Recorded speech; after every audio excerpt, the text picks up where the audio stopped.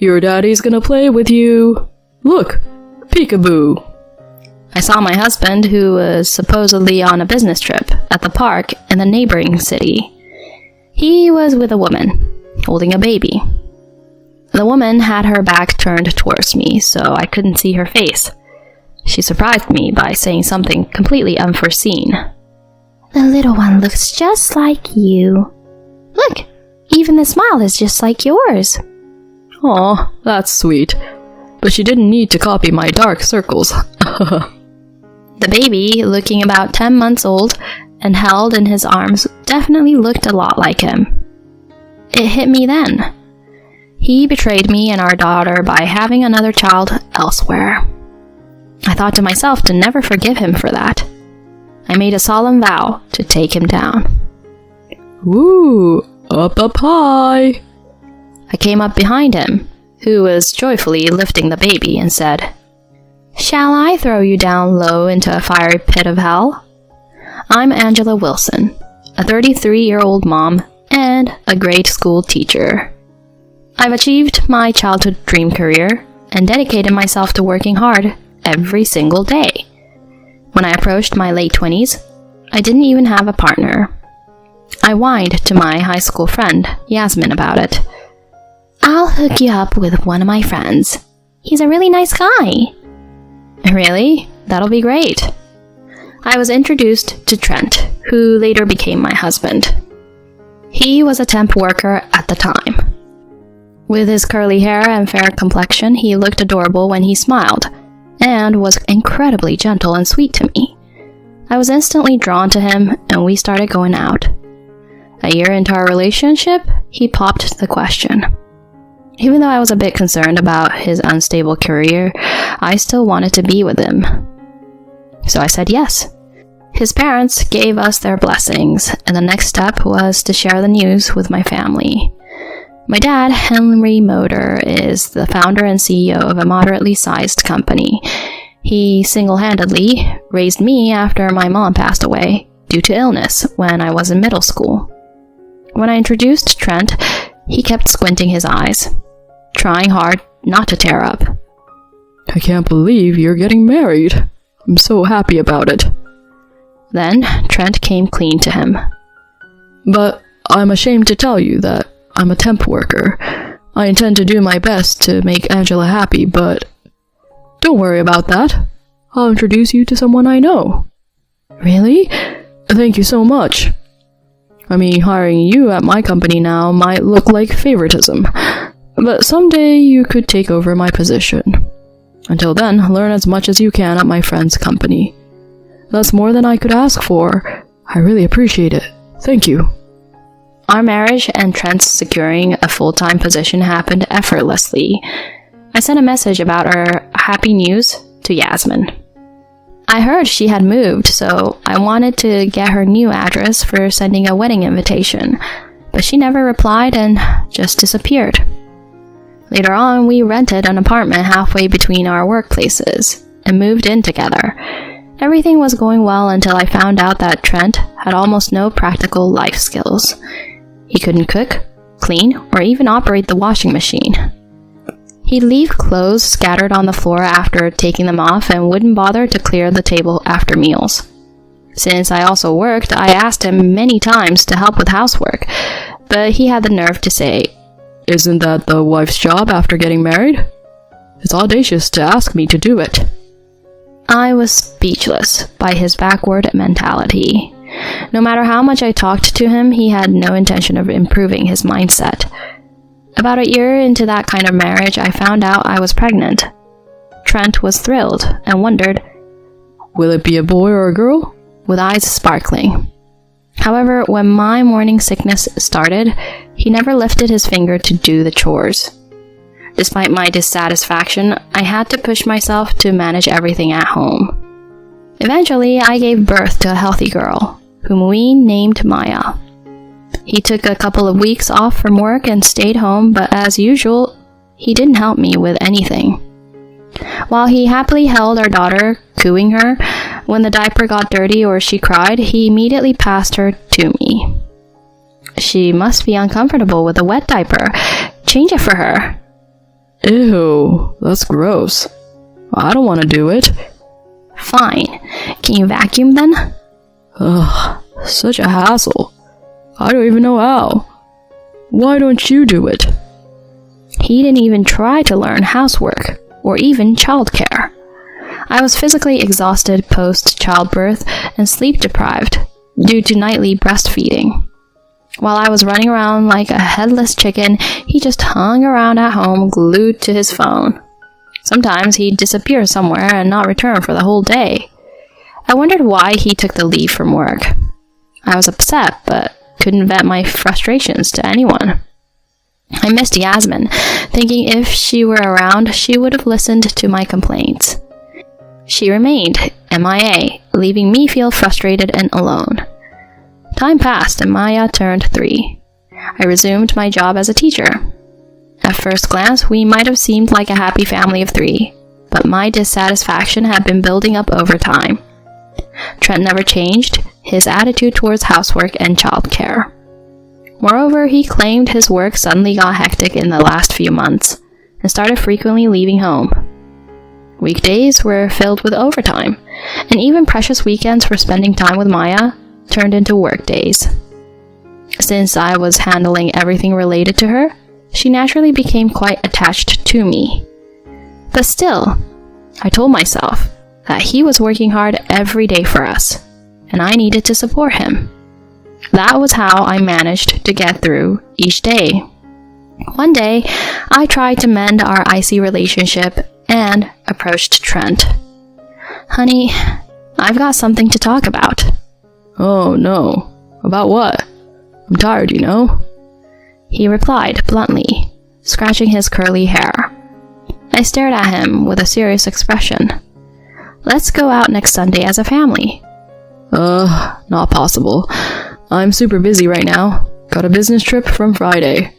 I won't be back till Monday. But you've been spending less time with Maya for a while now. She misses her dad, you know.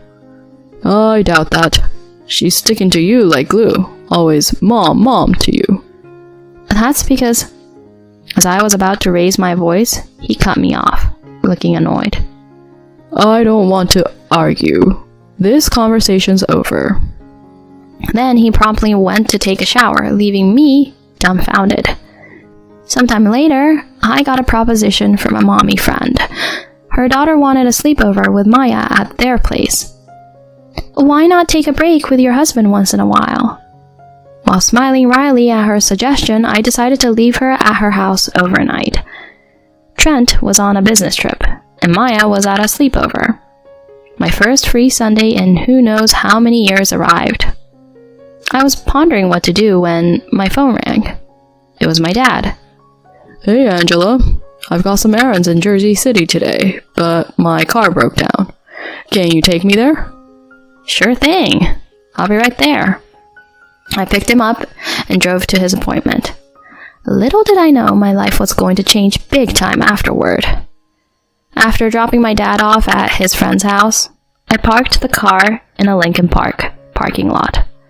I was taking a stroll in the park, enjoying the beautiful late morning, when I noticed a cheerful family.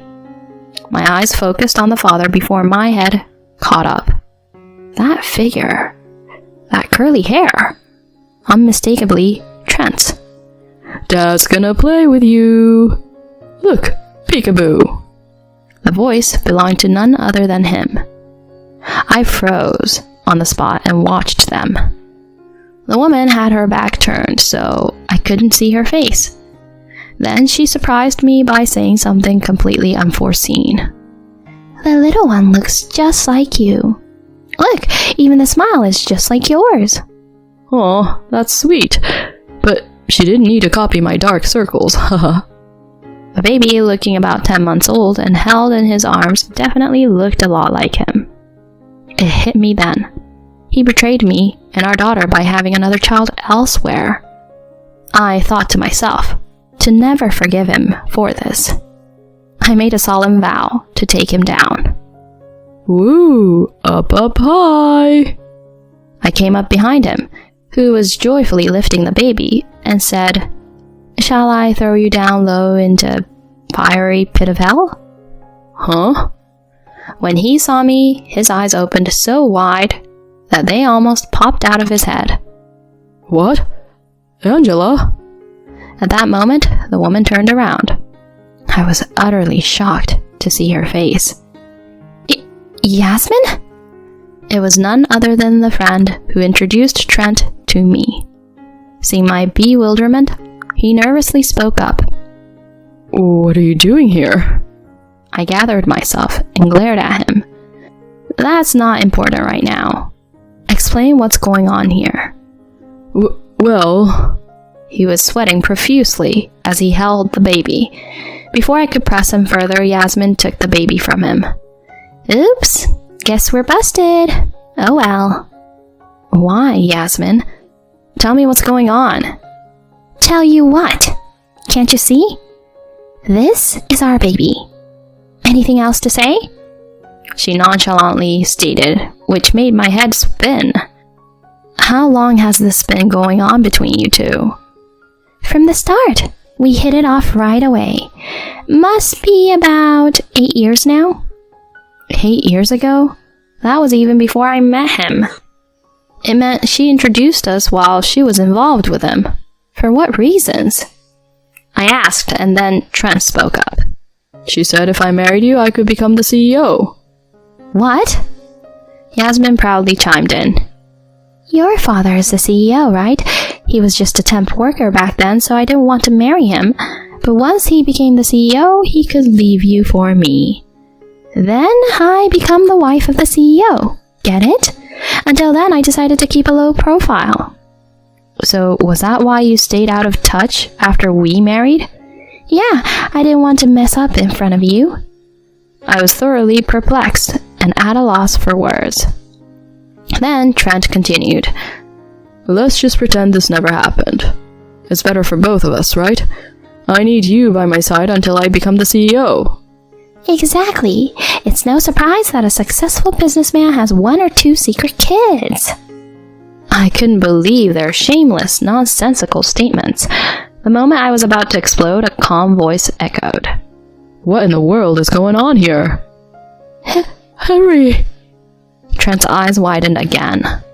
My dad had finished his visit and came looking for me. I explained the situation to him with a trembling voice. With an intense and unwavering gaze, he fixed his eyes on Trent, expressing a mix of anger and disdain. So you got close to Angela to aim for my position? On top of that, you've betrayed her and Maya? Seeing this woman all along and even having a child? Henry, please calm down. There's a deep meaning behind this. Trent tried to explain, but my dad kept glaring at him and started making a call. Once done, he turned to me. Angela, what do you want to do now? Divorce seems inevitable. Trent started to panic, hearing the D word. My dad raised his voice to shut him up at once. Who'd make someone like you the successor of my company? I never want to see your face again. Wait, so the talk of me becoming the CEO is... What are you still dreaming about? The talk never happened. Get your head out of the clouds already. You absolute fool. Suddenly, a luxury car stopped at the park's entrance, and a well-dressed man got out. What? Mr. Cavill? It was someone close to my dad and also the CEO of the company Trent worked for. Henry, what's this about? My dad explained the whole drama to him. He's been under your company's care until now, but I have no obligation anymore. Please, do as you see fit. Mr. Cavill's expression turned sour as if he'd just sampled something unpleasant. I've kept him employed at your request, but truthfully, he's been often late, absent without notice, incapable at work, and causing trouble for everyone around. We can't fire him suddenly for personal matters, but a demotion is certain. Wait, Mr. Cavill, please listen to me. I have nothing but contempt for you. The least you can do is apologize sincerely to Angela. With that, he briskly walked away. Suddenly, Trent began sobbing. Can't become the president. Facing demotion at work. I'm done for. I asked Yasmin, who was pale watching all of this. What made you resort to this? Did you enjoy deceiving me? Her eyes, filled with hatred, looked straight into my eyes. I never liked you since high school. You were popular and the daughter of the CEO. Nothing but annoying. Is that the only reason? Mm-hmm. I laughed at you behind your back knowing you were clueless. Served you right. I let out a heavy, disdain-filled sigh. I understand your feelings about me now. Aside from that, you better make sure Trent pays up alimony and child support. Huh? Her eyes widened in disbelief and I continued flatly. Whether you two love each other or not, legally I'm his wife. Knowing that and still having a child, there's no escaping from it. I hope you guys are prepared. You've got to be kidding me. We don't have that kind of money, and with our baby, like I care, I'll take him to court or we'll do whatever it takes. She flinched at my enraged outburst. Suddenly, Trent clung to me. Honey, I messed up big time. It's all been a lie. The truth is, I love you and Maya the most. I'm breaking up with her. So let's start over as the three of us. I'm begging you. Don't touch me. Disgusting. I pushed him away with all my might as he reached out. He fell to the ground, covered in sand, looking pitifully up at me. I'll demand hefty alimony and child support from you. Make sure to pay up, and never show up in front of me and Maya again, you scumbag. Oh no, please. My dad and I had enough of them and left them both dazed in the park. Afterward, Trent and I got divorced. Due to his limited finances, I received only half the alimony and consented to receive the remaining amount, along with child support, in installments. Since he was left with no money and a reduced salary, Yasmin asked her parents for financial support. After our divorce, they got married. She didn't have decent work experience and had been relying on her parents' support. When they discovered their grandchild was born out of wedlock to a married man, they were so ashamed that they severed ties with her. Trent's family was also furious with him, apologizing to me for his actions. He's been demoted with no savings, and both of them are disdained by their family. They reportedly fight every day. They still have to raise the child, so Yasmin has taken a part-time job at a supermarket. Trent couldn't bear the rumors of his own doings at his workplace and resigned. He's now back to being a temp worker. Their lives seem quite tough, but I don't sympathize with them at all. I just think it serves them right. On the other hand, I moved near my dad with Maya and started a new life. He loves babysitting her and supports us financially, for which I'm extremely grateful. I'm excited about watching Maya grow up, and I'm determined to live my life with a brighter outlook from here on out.